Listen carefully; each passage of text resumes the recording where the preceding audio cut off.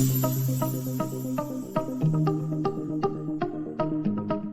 purpose of today's webinar is going to be, I mean, obviously everything going on with the Trump winning the Supreme Court thing, where he's, case where he can let go of, lots of federal employees is a big thing. But what I want to dive into today is like what that means for you as far as retirement planning, because as we've been taking on more and more, clients and calls over the last week or so, especially the last 2 days, the thing that we've noticed is there's a lot of people a lot of financial advisors who will come in talking to federal employees, and they're trying to get you to move a lot of your money into safe places, like, and starts talking about, you want to, abide by the 4% rule. You want to move all your money to fixed index annuities, or move all your money to the G fund. And what I want to explain to you today is all financial advice is not the same, right? And us at Fed Legacy, we've been doing this now for over 16 years, and from doing it for so long, we have tons and tons of case studies where we've been able to prove that, the way normal financial advice is given does not always apply to federal employees, right? And we've been as you all know, we've been a mile deep when it comes to federal employees. We've been teaching the classes for a while. Our email list has been going on for a while. We have hundreds of videos on YouTube. So we have lots of experience with federal employees. So today what I want to go through is, because you're going to get bombarded. You're going to get bombarded with people trying to help you and things like that. Or even you're trying to do it yourself by listening to things that you see on the news and things like that. But I want to explain to you today the difference between what you have and what you might see on the news, right? And so one very popular thing is the 4% rule. And the 4% rule was just never designed for federal employees, right? And the reason why it wasn't designed for federal employees is because you all have a pension. And so when it comes, what you have in a pension, then what that means is your TSP can be used very differently. Your TSP is a wealth building tool at this point, right? Because you don't need it to draw income like most people in the private sector. When you watch the news, people are always talking about, you want to be conservative with your 401k. And the main reason why you want to be conservative with your 401k is because you need it for income. But as federal employees, your strategy is a little bit different. So I want to give you the tools today to make sure that when you're working with someone and they're giving you financial advice, that you have the right you have the right information to make the right choices, and you're not just listening to what you hear on the news. So what makes you different? With your private sector, you have your 401k, you have your Social Security, and those are your two streams of income, right? And your 401k is used for your income, is used for family trips, is used for if you need to buy a house or things like that, you use it down payment for that. Is used for uh, family emergencies, all type of things your 401k is used for. And then on top of your 401k, you have your Social Security, right? So you have those two checks, right? The Social Security is used. I mean, it's fixed. It goes up every year based on cost of living increases. Same thing. Social Security goes up every year with cost of living increases, but a 401k does not. Whereas a federal employee, you have a pension, right? You're a FERS employee, you have a pension. If you're civil service, you have a pension as well. It's a lot more.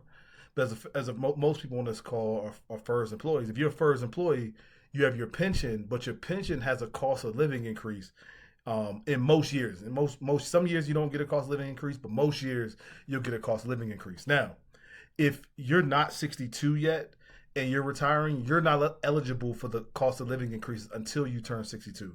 So that is an important thing. But once you turn 62, let's say you start out at 3,000 a month as your pension. Every year that's going to go up for the most part, right? And the reason why it goes up is because of inflation, which is a good benefit. But another reason why the 4% rule and those very, very conservative investments aren't something that most federal employees should be running to move all of their money to, right? And again, the reason why I'm doing this is because you're probably going to get bombarded with people trying to get you to move all your money to annuities, or you might move all your money to the G fund, and you might see a lot of stuff on the news, and so this doesn't really apply to you, right? Because again, you have your first pension and you have your Social Security, and in most cases, when we're meeting with clients, those two things pay the bills, pay a lot of your bills, and if you structure right, those will pay the majority of your bills. You might need $1,000 from your TSP, 500, but your TSP is not the thing that's funding your full retirement. And when you see advice on the news, a lot of times they're advertising to you, playing on into fear to get you to abide by that. And sometimes people make those moves but it's oftentimes at the expense of wealth building, which is the opportunity that you have as a federal employee. So, you know, 99% of advisors, and we work with a lot. We're in circles with advisors around the country, and most people don't work in the federal space, and they have a way of doing, a framework that they take their clients to, and most of it's cookie cutter is the same, right? And most of those folks, again, their clients don't have pensions, so they have to be very conservative with the way in which they do things, right? And so when you see that advice, I just want to alert you to that, right? And so here's an example. If a person has a 401k, they have 800,000 in their 401k, using the 4% rule, which the 4% rule helps a 401k or a TSP last the remaining, the rest of a person's life. So using the 4% rule, and ultimately it's you creating a pension for yourself. Using the 4% rule, that would end up being 32,000 a year from the pension plus Social Security, right? And so that equals out to about 56,000 a year for that person. Whereas for you, your pension alone can give you $36,000 a year by itself, plus your Social Security, that gives you around 60,000 in this case. But then you also have 800,000 left for growth, right? And I've been doing this long enough. And what we do is we have what we call a growth bucket and a protected bucket. And if you put some money in your protected bucket, that can give you $2,000 a month in income, while the rest of your money, you keep it in the C fund and it grows, right? And so, again, when it comes to being a federal employee, you're probably going to get bombarded with stuff. Make sure whoever you're talking to, because right now there's a lot of fear. A lot of people are trying to retire. My phone and our team, we're getting blown up every day, right? And most people are in fear, which is valid. But what you want to look at is this: how can I build wealth? Not necessarily playing all defense, which is natural to do, but you have an opportunity to build a lot of wealth right now. Definitely take care of your needs for sure, but if you do it systematically, there's a lot of wealth that you can build, right? And so when it comes to being a federal employee, most people go through 3 stages. You go through your accumulation stage, that's your working years, right, where you're building your TSP up. And if you're on this call and you have let's say 5 more years, 10 more years left, you're in your accumulation years, right? You should be focused on building your TSP, right? If you're here, you're like, I'm just on here because I want to learn more. Your focus should be building your TSP, playing aggressive, right? Because you're accumulating assets, right? Maximizing your TSP if you can. And for those that can't maximize their TSP, and what I mean by max is just like, doing the 32,000, then just do where you are. Just if you can do 5%, try to do 6, right? I always tell you, just lean a little bit in. And because if you're at 5 and you barely could do 5 and you know it, and then somebody comes and tells you, well, you need to be doing 10, right? Most people, I realize, they freeze. Not saying that's you, but most people freeze. And if you freeze, then what ends up happening is you don't do anything. What I will tell you to do is like, let's just do a little bit. Let's just do 1. If you could do 1%, now you're at 6. Then the next year, let's do 7. And if you continue to do that gradually, then maybe one year you do 2 after that, right? If you continue to do that gradually, before you know it, your TSP has grown a lot. But don't just sit at 5 waiting to do 10. Like, if once my kids go to college, I'll do 10. Once they finish, I'll do 10. No, just like lean in just a little bit. Just add 1% every year. No matter what, it won't hurt you that much, but over time it adds, all right? So phase 1 is just the accumulation stage. Stage 2 is the finish line stage. And that could be per people who are right at retirement. At that point, you want to start looking at your pension, seeing, okay, let me run my pension calculations, and let me run my Social Security calculation. If you talk to us, we'll help you start building out your financial house, right? And I'll get into that later, but it's like your foundation, your tax and inflation strategy, and then your risk strategy. And then the third phase is your legacy building. And this is a phase that most people miss, right? But it's something that we as a team have just been more and more vocal about, because the more and more we see people, more and more we meet with folk, we're seeing like there's a real opportunity to create a lot of wealth within our community, because a lot of federal employees, your bills are paid by your pension and your Social Security. And so as your TSP continues to grow, that's a real wealth building tool if you have the proper strategies, right? And so we want to start having those conversations of like, okay, you have this asset that's growing. What do you do with it, right? And we're having those wealth building conversations. That's where we talking about tax planning, estate planning, and things like that. Like the media is going to try to get you put you in a space of fear, right? Because that's what they get paid to do. People are addicted to fear, right? And that's what you're gonna see. But there's an opportunity if you just take a breath, have somebody help you run your numbers, even if you're like at the risk of being ripped right now, you're just not prepared. It's catching you off guard. Take a breath before you make any big financial decisions.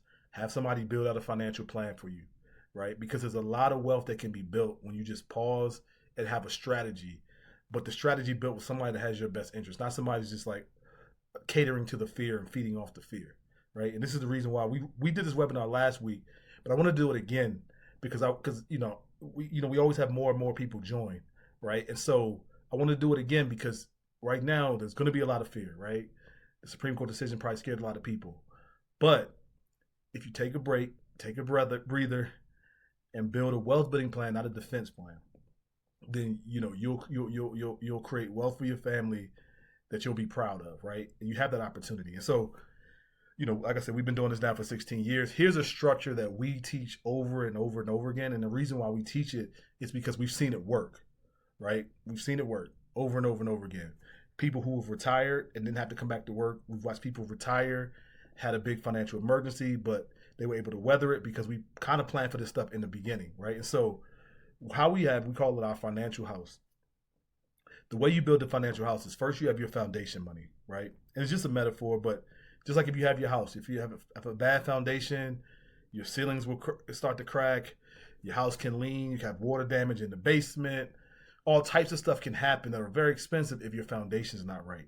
And so when it comes to retirement, the things that can threaten your retirement are, what happens if you have a long-term illness? If you don't have a long-term care policy, your kids have to, take care of you. The medical bills can be expensive. The transportation can be expensive. You want to make sure you have money set aside in case that happens, right? That's one. Another one could be, all right, I started in the government late. I bought a house. I thought I was going to be working another 10 years. Now I'm threatening to be in RIF. I need $2,000 a month in income, right? I need that no matter what. You want to make sure you have a plan in place that $2,000 a month in income is in a place that you can get that. You want to have a strategy for that for sure, right? Or you might be a person who your spouse might not be a federal employee, doesn't have a pension, but if something happens to you, they're going to need money, right? If you don't have a life insurance policy, you want to make sure you set a certain amount of money aside that if something happens to them, they'll be able to bridge that gap between the survivor benefit and what you bring home. So it's a whole host of things, but you want to know in advance where those big threats are coming from, right? And there's other things you can do, but you want to know in advance where those big threats are going to be taken care of, because what happens is when the market goes crazy, emergencies happen, you don't have to compromise that very important money, right? Because it's already set aside in the foundation, right? And you've already planned for it. The next piece is the walls. The walls is where we do tax planning. And I've done plenty of workshops on this, right? Tax planning is super important, especially now with the big bill that got the big bill. I hate saying the name, but the bill that got passed that locked in those tax cuts for at least for the next 5 years, right? And so that's an opportunity to take advantage of those low taxes when you start doing Roth conversions during this time. Because back in 2019, when the Secure Act was passed, it really put a dagger in the whole wealth transfer piece from your traditional TSP to your kids. Because when that happens, they have a 10-year window, right? So let's say you have $1 million and you have one kid, and they're in their 40s, right? They're in their 40s. They're building their family. All of a sudden, they think, okay, well, I'm inheriting $1 million. Well, no. What ends up happening is they have 10 years to take that $1 million and put it in their name. Each year, that's $100,000 of taxable income that goes on top of their salary.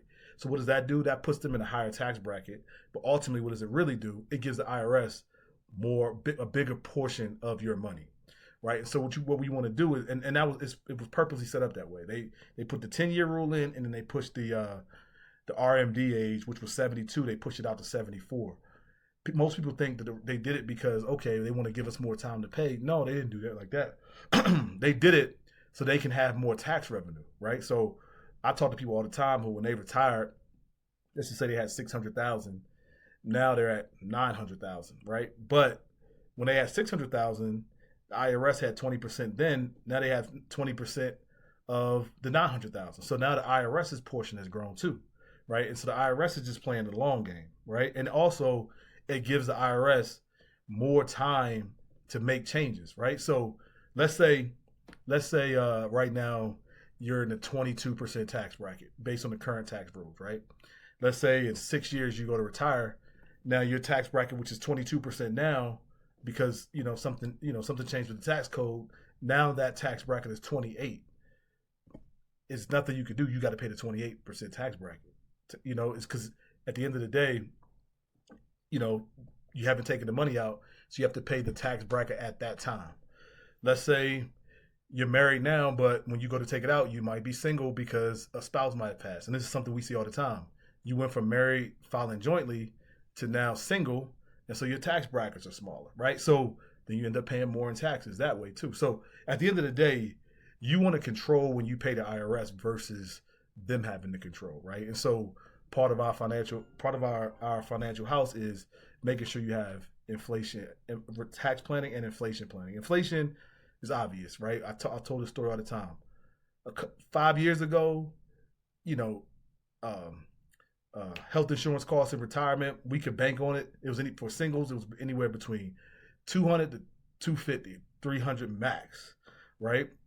In some cases, even less. But now it's $400 for most people, right? $350 to $400 is what most single people are paying. Married people, when they retire, are paying between 7 and 8, and that's just routinely what we're seeing, right? Especially if you have Blue Cross Blue Shield and some of those better insurance plans. Is just the cost has just gone up tremendously over what it was 5 years ago, 10 years ago, right? But again, if you're retired, it's not like they lock your costs in. You're now paying more retired, but your income there. You get the cost of living increases, but the cost of living increases aren't doubling like that over time. You get 2% on most years, but it's not increasing at that pace. And so again, you want to have a strategy in place that also helps your money outgrow inflation. That's why the G fund can be dangerous, because the G fund, if you look at the last 10 years, is growing at 2.6%, right? Where inflation on average has been at 3.27, but then over the last 5 years or so, it's been around 5 to 6. And so, yeah, you might not be losing money in the G fund, but you're losing buying power, which is just as dangerous. Because like we see clients all the time who come back to us and like, well, Mrs. Smith, I know I needed 3,000 at that time, but now I need another 1,500 or 2,000. We see those conversations for people that retired a long time ago when we do their annual reviews. And so you just want to make sure that your money is growing at a pace where when you go to need more money, it's like, okay, of course, the money has grown. Okay, it's not a big deal, right? That's the way you want to be. Again, always going back to peace of mind. And so having this financial house is built out. And then the last piece is the roof. The roof is where you always want to be taking some level of risk within the market, but it got to be the right amount, right? And so we like the C fund. I mean, the C fund over the last 10 years has grown 13%. Yeah, you've seen the years where it's been volatile, but then usually it bounces back. And the volatile part is scary, but it's only scary if you know that money you need right now. But when the market is going down, but you're already receiving money from the foundation or from the walls, it's not as scary. You already know, like, yeah, this is going to happen. But over the last 2 years, I've made $100,000, so I'm okay. I don't care that I just lost 30, because I know I made 100,000 over the last 2, and my income wasn't disturbed, or my long-term care wasn't disturbed. And so that's why you want to have this financial house built out, because it gives you that peace of mind, right? And so, when you have a financial house built out, the growth in your TSP can be tremendous, right? And so, again, going back to what you might see with financial advisors that are coming at you, trying to get you to, go to all safety, right? You definitely want to have some.